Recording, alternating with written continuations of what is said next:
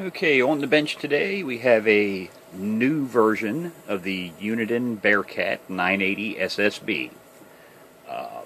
So if you're not familiar with them, if you go to the store right now and buy a Uniden Bearcat 980 SSB, as long as it's a new stock radio, this is what you're going to get. It has a completely redesigned main chassis.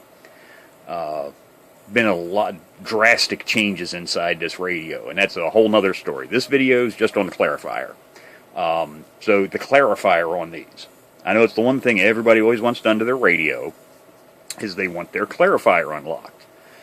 The clarifier unlock procedure for this radio is completely different than the original version. In the original version radio, there was a wire you cut, removed the transmit trimmer potentiometer off of the board, and then you ran voltage to your clarifier. This radio is absolutely nothing like that. Now, what this radio is exactly like is the President McKinley sitting up there. Now, completely different board layout, everything is different, but the actual clarifier circuit itself is exactly the same. The first giveaway is that, as you can see, this is a surface mount radio. So all of the parts are teeny tiny, lots of 0402 size parts. So if you don't like doing surface mount work, this is not a modification for you, because you will be dealing with surface mount components. But the first giveaway that this is the same as the McKinley setup is, you can notice it's all surface mount, but there are two through-hole leaded resistors. Now they've been disconnected. One leg has been pulled out of for each of these, so they're out of circuit. That is part of the modification. Now if you just pull these two resistors right here, you will unlock your clarifier, but it doesn't work properly. Your transmit and receive frequencies will not be the same. They're going to be slightly different, and that's going to vary from radio to radio, how far off they are. And there's no adjustment you can do in this radio to bring those transmit and receive frequencies to be exactly the same. The reason is, just like in the McKinley, they're using, when you pull those two resistors, they're using a separate, they're using either a transmit only 8-volt source or a receive only 8-volt source to supply voltage to the clarifier. The problem with that is, those voltages are never exactly the same.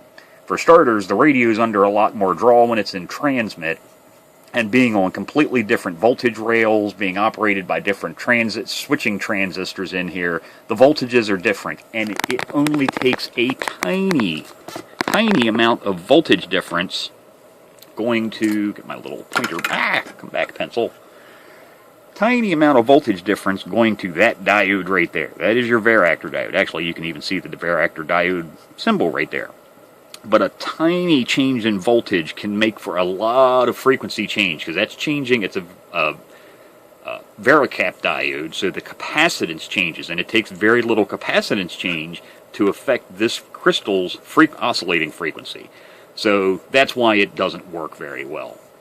The other thing is, when you do that, you just pull those two resistors, it unlocks the coarse control, but the fine control stays locked, so it's receive only.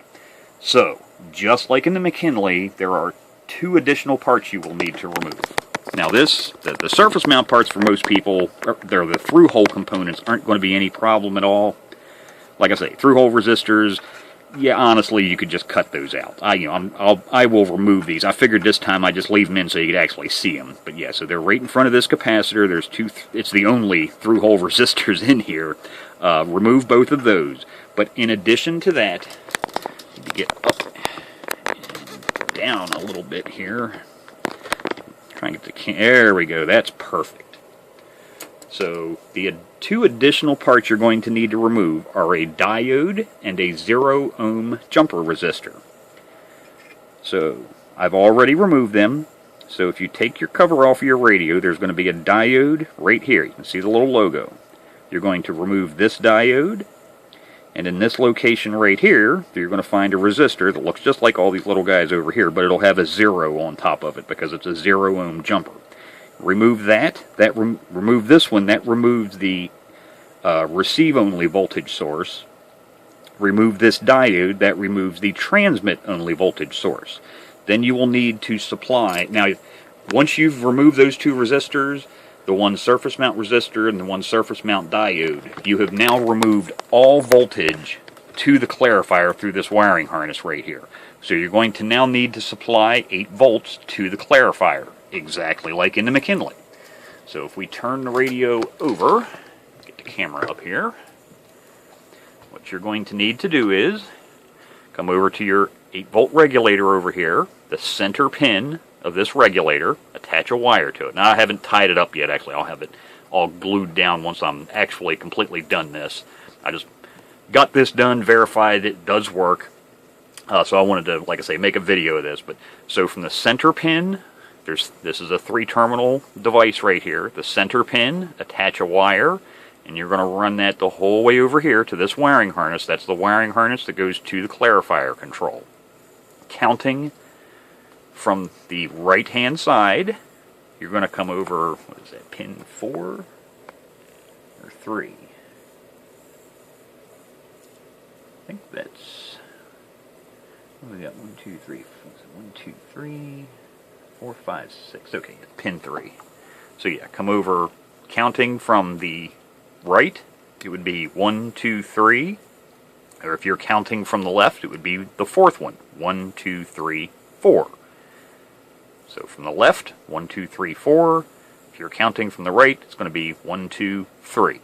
And that's where you're going to apply 8 volts. Now, if you get it wrong, if you apply voltage to the wrong pin, well, no, actually you could do, I don't know if you'd smoke anything. I'm just trying to think here. Most of them, it would just, only the coarse or the fine would work, or you would have no clarifier control. You'd just be supplying voltage. I don't think that would... no, none of those would short directly to ground. So actually, if you did make a mistake and attach your 8 volts voltage source to the wrong pin, you wouldn't let the smoke out, because all of them do have a resistor. Even the ones that go to ground have a series resistor. So, you know, like they're all 4, at least in the McKinley, they're all 4.7s. And I do remember seeing some other 4.7K resistors, SMD resistors on here. So, yeah, probably all the rest of the circuit's exactly the same. So, yeah, you wouldn't let the smoke out. But, yeah, like I say, we'll actually move the camera down here so you can see exactly where it's at. So you can see 1, 2, 3, or 1, 2, 3, 4.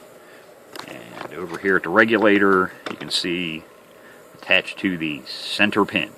So, that's been done to this radio. I turned it back on, and it does work. So, let's flip it back over. It's easier to actually grab the clarifier when the radio is upside down.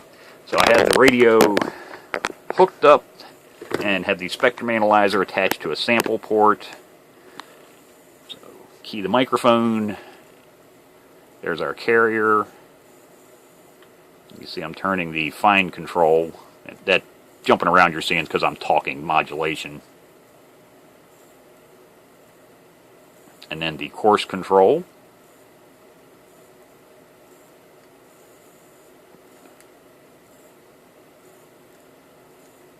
So now it works like it should. Your receive and transmit frequencies will be exactly the same. So you don't have to worry about you being off frequency or your receive and transmit being different frequencies that could be off. And like I say, that'll vary from radio to radio what those exact voltages are. So remove the 2 through-hole resistors, the 1 surface mount diode, the 1 surface mount 0-ohm resistor, jumper resistor, run a hot wire from your voltage regulator over to the clarifier wiring harness, and you'll be in business with an unlocked clarifier. Like I say, it's basically the exact same procedure as with the McKinley. The only difference between that radio and this radio down here are they are completely different radios with completely different boards. It's just the circuit itself is exactly the same. So yeah, it was just a matter of finding those the 2 through-hole resistors were rather obvious. Like I say, just like the McKinley, they kind of stick out like a sore thumb. 2 through-hole resistors. It was just a matter of tracing out the rest of the clarifier circuit there to find that diode. Actually, the 0 ohm resistor was very easy to find too, because it's the only 0 ohm jumper in this area.